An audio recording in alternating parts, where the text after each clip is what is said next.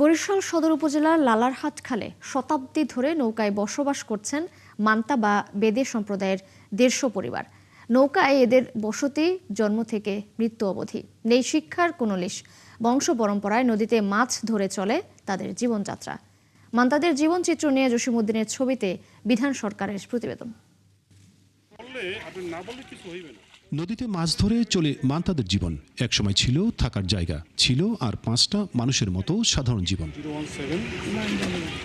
কিন্তু নদী ভাঙনে বসতভিটা হারানোর পর নৌকাই হয়ে ওঠে তাদের থাকার জায়গা। এখন তাদের পেশা আর জীবনযাত্রার জন্য ডাঙার লোকেরা তাদের ভিন্ন চোখে দেখে। সম্প্রদায়ের বাইরে তাদের বিয়ে পর্যন্ত হয় না। আর উর্ফের সাথে হয় না, উর্ফের সাথে কেন মেলে না। হেরা যাইয়া উর্ফের লোক, আমরা বাইদ্যা হের জন্য মেলে না। আবার যে উপরের মেম্বার চেয়ারম্যান আছে, হ্যাঁ মগো ঠিক মতন চাল দুগ্গ দেয় না। বাপ দাদাও নৌকায় রয়েছে আর আমরাও নৌকায় রয়েছি, কিন্তু আমরা কিছু জমা কিছু করতে পারিনি। প্রতিনিয়ত নানা চড়াই উতরাই পেরিয়ে মান্তাদের জীবন চলে। ঝড়, বন্যা এবং জলোচ্ছ্বাস আর অভাব-অনটন নিত্যদিনের সঙ্গী। কারণ এই জায়গায় মাছ পাই না, বড় নদীতে যাই, বড় নদীতে যাই না, নোয়াখালী যাই না, হাতিয়া যাই, এরকম বিভিন্ন জায়গায় ঘুরি। নৌকা দুন হাঁটতে পাই না, তোমার জাল সাবার করতে পাই না, অনেক কষ্টে আছি। বলার ওই যে ওদিকে বড় শিব ধরতে যাই আর কি, এই নৌকাটা তলাইছি। মান্তা শিশুরা নৌকায় বেড়ে ওঠে বলে পরিবারের সাথে মাছ ধরে। তবে বছরখানিক হলো একটি বেসরকারি সংস্থা মান্তা শিশুদের জন্য স্কুল খুলেছে। সেখানেই তারা পড়াশোনা শিখছে। পড়ি মগো স্যারে পড়া সরে আর সরে ওইডি পড়ে ব্যঞ্জন বানানো চলেছে। অ্যালফাবেট 26টি, আরবি হলো 29টি পড়ায়।